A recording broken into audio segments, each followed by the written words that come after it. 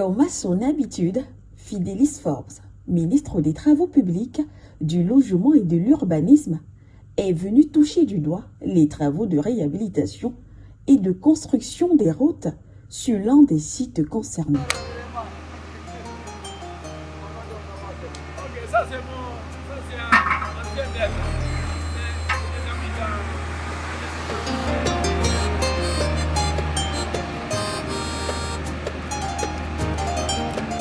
C'est pour ça qu'on a fini avec les routes là.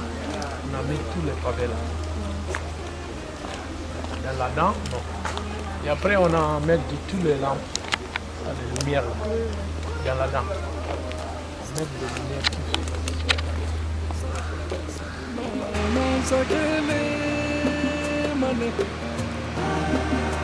Déjà fait. Ah, ok. Ça, c'est... Ici, nous sommes à Vieux-Bissau, encore appelé Bissau-Bidjou, en créole, l'une des langues populaires du pays. Le ministre des Travaux tient à ce que le travail soit vite fait, mais surtout bien fait. Alors, il veille au petit grain.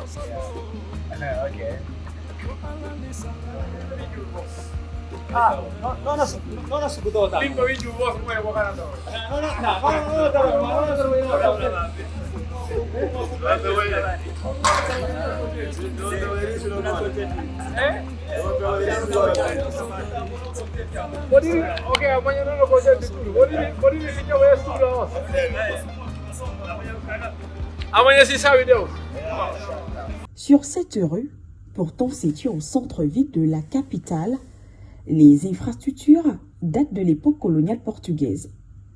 Jusqu'à il y a encore quelques mois seulement, ces routes n'avaient jamais été réhabilitées depuis le départ des Portugais dans les années 1970.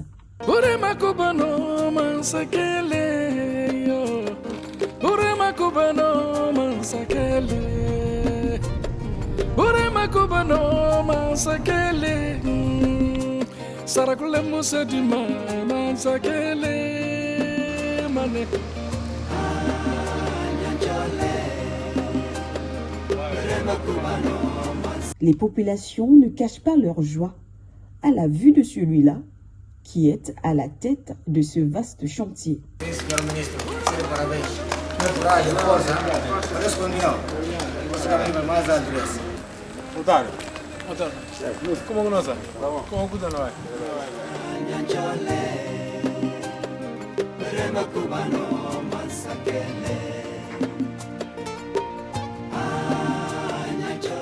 Après cela, les grands propriétaires devront s'arrimer à la nouvelle donne et réhabiliter leur habitation, sinon quoi, elles seront récupérées par l'État, comme nous l'explique le ministre. Ça là, ça, donc là, toute cette maison qui n'est pas bien, on va fixer un édital. On lui dit il faut réhabiliter, sinon l'État il va prendre. C'est comme ça. Ouais. Avec lui, nous avons passé en revue les grands travaux effectués dans le pays, ce pays d'Afrique de l'Ouest qui a subi 13 années de guerre civile et qui aujourd'hui veut présenter un nouveau visage pour sa population, mais aussi pour l'Afrique.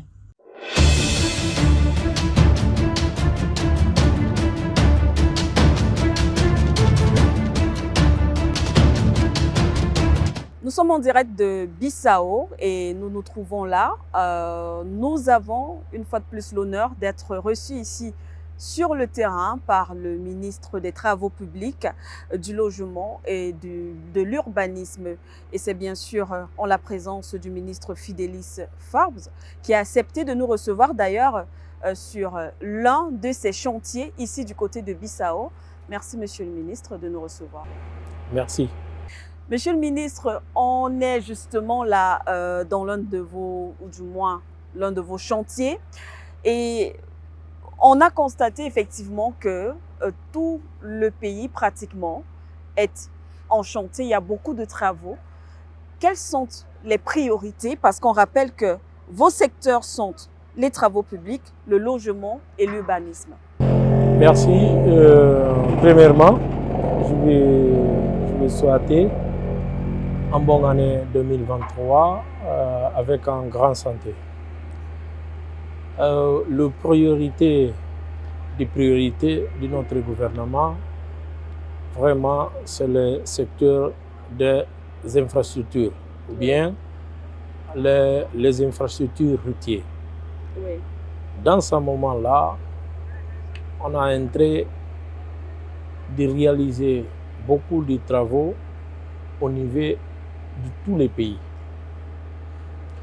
Dans ce moment-là, on est en train de travailler dans la centre-ville. Oui. On est en train de transformer la centre-ville Bissau. Oui. Mais ce n'est pas seulement ce projet qu'on a. On a beaucoup de projets.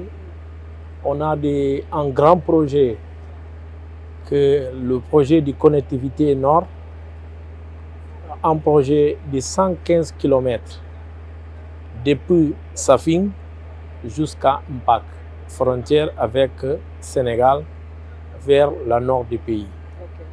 On a de l'autre projet au l'est du pays. On a de l'autre projet au sud du pays, projet de Bokekebo. Okay. C'est un projet financé par la BAD. On a l'autre projet qui est le projet de ceinture nord de Bissau et la 10e sortie de Bissau. Et ce projet aussi est financé par la BADEA. Okay. Ça veut dire que dans ce moment-là, on est en train de faire la route pour tous les pays. Dans la nord, Au même moment. au même moment. Oui. Tous ces travaux-là, avec beaucoup de projets, c'est grâce à l'influence de son Excellence, Monsieur le Président, Général Umaru Sissoco Embalo.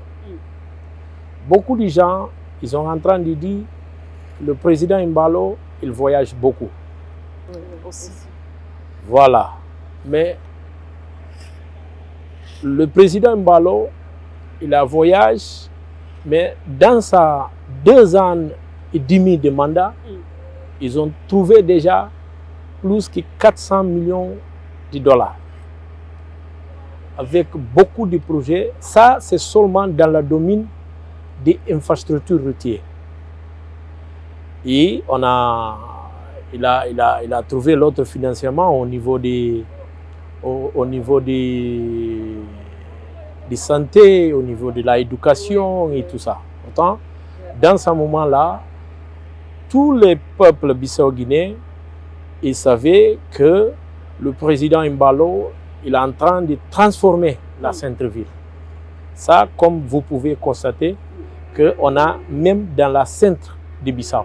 Tout à fait. On a tout gâté, on est en train de transformer avec un grand projet que Monsieur le Président de la République, ils sont en train de nous donner des instructions claires pour terminer dans 6 mois.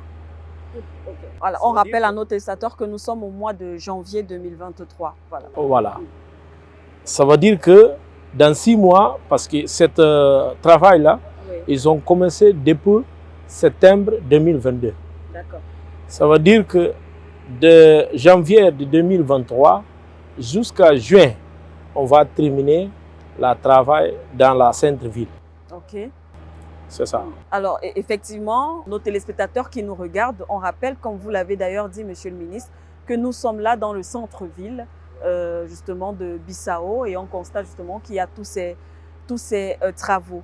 Vous avez parlé de ces financements aujourd'hui que le président Oumaro essaie justement d'obtenir. Vous avez parlé de la BAD, la Banque africaine de développement, mais est-ce qu'il y a d'autres acteurs étatiques qui vous aident justement en termes de financement? Le financement, ce n'est pas seulement à travers des BAD et BADEA, mais on a des financements avec Banque mondiale. Okay. On a des financements avec Banque européenne d'investissement. Et après, le propre trésor public, ils sont en train de faire les investissements. Ça, là, ça veut dire que quand le président Embalo, il a nommé son gouvernement dans le mois de mars de 2020, on a rencontré 3 grands problèmes jusqu'à maintenant. On a le problème de dette publique haut, on a le problème de Covid-19 et après on a le problème de la guerre en Ukraine. Ça là, jusqu'à maintenant, ils ont créé beaucoup de problèmes à notre gouvernement. Par exemple, quand quelques pays ils sont trouvés en dette publique très haut, ça veut dire qu'il a une limitation desde le point de vue de contraction de crédit. Ça veut dire qu'avec toutes les banques bissau-guinéennes, on ne peut pas trouver de crédit. Parce que tous les crédits ici, ils sont plus que 4%, 5% et 7% comme ça. Mais le président Embalo, avec son influence, il a trouvé le crédit moins de 1%. Il a trouvé des crédits de 1% et il a crédit avec un taux de 1,5%. Ça là, ça veut dire que son relation avec le monde, son relation avec des institutions et avec des amis. Et il a usé son magistrature d'influence. Comme ça, on a trouvé beaucoup d'infrastructures, beaucoup de projets que le pays est en train de bénéficier. Pourtant, nous, on est là, on est en train de travailler sur l'orientation claire de son excellence. On imagine, Monsieur le ministre, que vos travaux ne vont pas seulement se limiter aux infrastructures routières. Il y a également le logement, certainement, voilà. La population, justement. À quel niveau la population exactement bénéficie? Dans ce moment-là, on a signé un accord avec beaucoup d'entreprises pour construction de logements sociaux. Dans ce moment-là, on est en train de finaliser le projet pour exécuter tout ce projet-là. On a déjà du terrain pour construire les logements sociaux, pour améliorer la qualité de vie de notre population et l'habitation des propres populations bissau-guinéennes. Pourtant, dans ce moment-là, on a 2 priorités dans notre ministère, logements sociaux et infrastructures routières. Comme ça. Pourtant, dans ce moment-là, on est en train de développer ce projet-là. Et on comprend que les zones, d'ailleurs, vous avez parlé d'un certain nombre de projets qui vont relier le Nord, vous avez aussi parlé du Sénégal.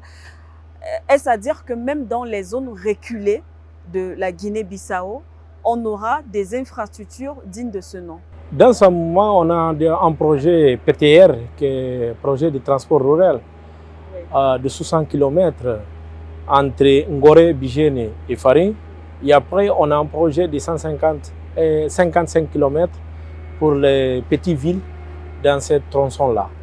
Pourtant, on est en train de faire le projet routier pour tous les pays. Si on a constaté tous les Guinée-Bissau, la mobilité des personnes et son biens, ils sont fait tout à travers des voies routières. Pourtant, c'est pour ça qu'on a vraiment priorité les infrastructures routières. On est presque au terme, pardon, de cet entretien, Monsieur le ministre. Là, nous sommes justement sur le terrain. Peut-être pour sortir, pouvez-vous nous parler de ce chantier? Là, l'entreprise est en train de travailler. Oui. Comme vous entrez de constater le travail. Cette zone-là, le travail va finir dans le mois de février, 3e semaine de février. Le travail dans cette zone-là, il va terminer. Et après, ils vont continuer avec le travail dans l'avenue principale, là, qui est l'avenue d'Amilcar Cabral. Oui. Pourtant, le travail sont déroulés normalement. On est en train de travailler petit à petit. On va construire notre grande ville, on va réaliser les travaux de Monsieur le Président. Et de l'autre côté, tout derrière nous, on voit que c'est la zone portuaire. On imagine que même de ce côté-là, il y a aussi des travaux qui vont être effectués. Oui.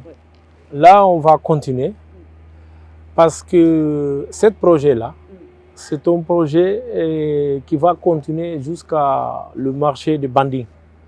Okay. Ouais, ça veut dire que c'est un projet avec 4 phases. À partir de ça, on est en train de faire les première et 10e phases. Et après, comme ça, successivement, on va continuer le travail jusqu'à là-bas. Voilà, merci à vous, Monsieur le ministre, d'avoir accepté de répondre à nos questions. Je rappelle que vous êtes le ministre des Travaux publics, du Logement et de l'Urbanisme, ici du côté de la Guinée-Bissau. Voilà donc, chers téléspectateurs, c'est la fin de cet autre entretien en direct de la Guinée-Bissau. Merci à vous de nous avoir suivis. À très bientôt.